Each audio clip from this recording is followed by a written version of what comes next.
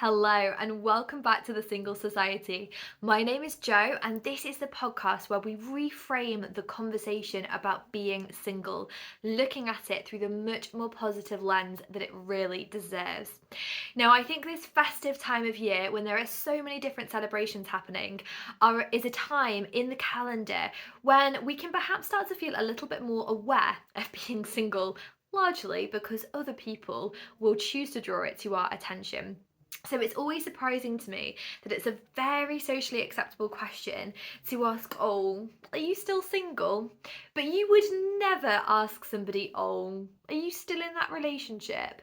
It would be considered rude. And I think commenting on whether someone is single, dating, in a relationship, married, getting a divorce, whatever it might be, it is their business.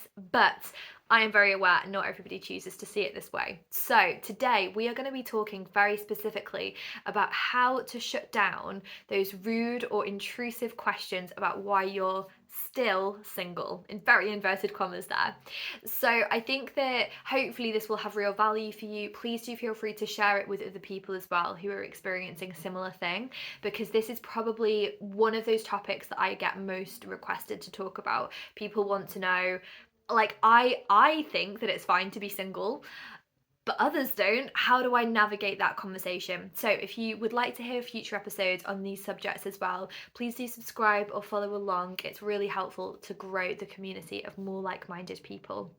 Now, the first thing I want to start with when it comes to shutting down conversations is I do think that it is important to factor in the energy and the intention that somebody is bringing to the question. So sometimes people will ask kind of as like conversational norm or nicety, and I'm not saying that that's okay, but it might be that you've kind of like got to an awkward moment in the conversation and their default is like, oh, are you seeing anyone at the moment?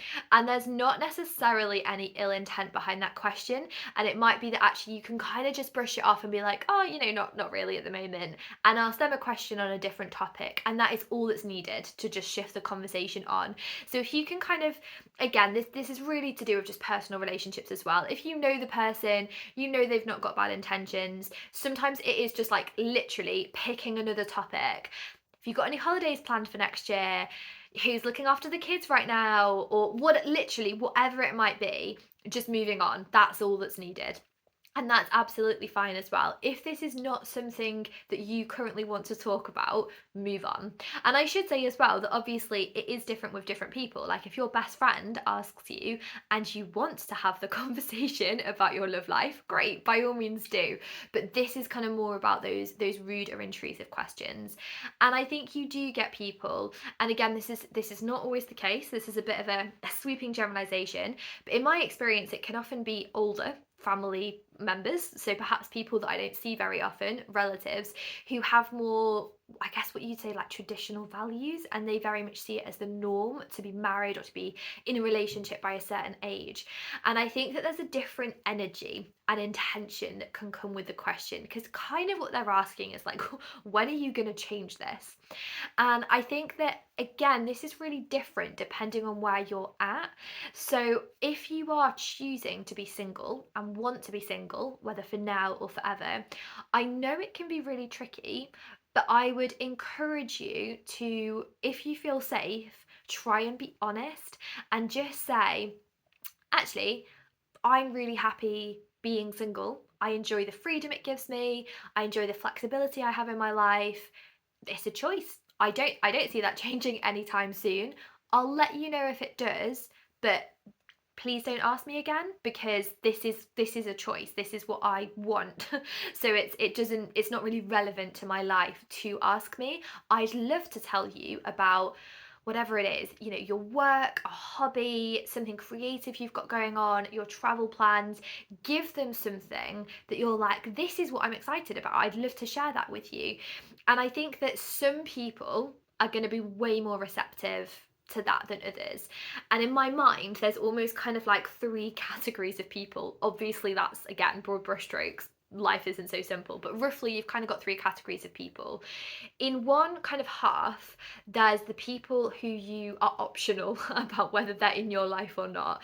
And then you've got another group where actually you don't really have a choice. So, for example, if I start with that one where you've not really got that much say, like a relative, for example, unless something, drastic happens and you really have to cut a boundary, your grandma, for example, your aunt, whoever it might be, they are in your life. They are part of your family. That is pretty fixed. And so I think sometimes, occasionally, there's work to be done on our end to just go, right, this person has to be in my life. This is their view. I am just going to have to let this wash over me. I am just not going to allow this energy to filter into mine. And you can try and deflect and turn the conversation around, but to some extent you may have to accept, okay, this is just who they are. I'm going to try and shift the conversation on, and what will be will be. And hopefully you don't have to see them too often. I know it doesn't make it better if Christmas is one of the times that you do. And then I would say there's the group of people who are like optional, whether or not they can be in your life, friends, whatever. I would also say like colleagues are in the first category. Like sometimes you just got to be around certain people. But then you've got this other group where it's like they're optional. And if they are the ones, the optional people are asking you questions that you find rude, and you do things like say, I actually am choosing to be single and I'm excited by that life.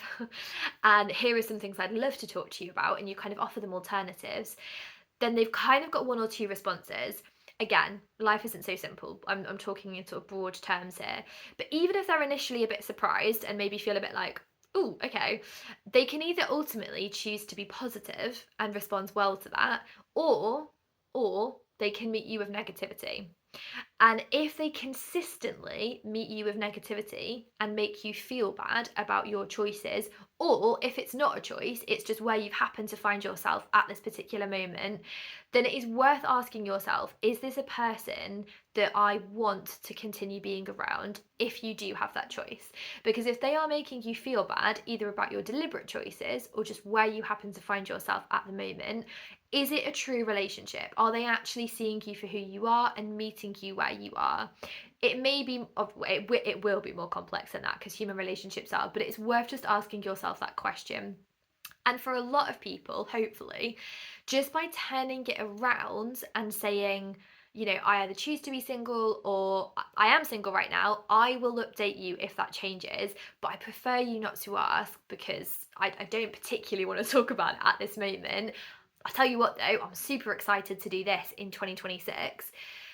If they meet you with positivity, that's great because that deepens and strengthens your relationship.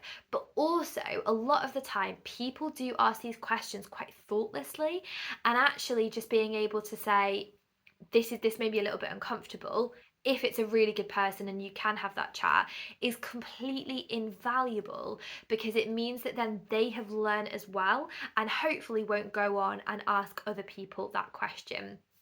If in doubt, the top tip I would always recommend is answering a question with a question. Personally, I would recommend doing it in quite a gentle tone so you don't want it to seem too confrontational. But if somebody says, are you still dating? Or really rudely, why are you still single? Turn it around. So, for example, you could ask, oh, why do you ask that? Or do you not remember the last chat that we had? Or are you worried I won't update you? Don't worry, I'll absolutely tell you if I do start dating somebody. And it just softly turns it because then they've got to answer the question as well. Now some people will find that weird and that can feel like an uncomfortable moment, but personally, I would rather sit in like 10 seconds of discomfort in order to not endlessly have that chat about my relationship status. I would rather just like draw a line under it and move on. If you have any suggestions as well, I would absolutely love to hear them. Please do feel free to comment. And I really hope that you have the most wonderful festive period surrounded by people that are going to support you. If you haven't already, please do follow or subscribe. There's going to be lots more episodes, a couple more at the back end of this year. And there's loads, if you've not listened to earlier episodes, I talk about so many different things. So go back and have a good binge over the Christmas season. Take care. Bye for now.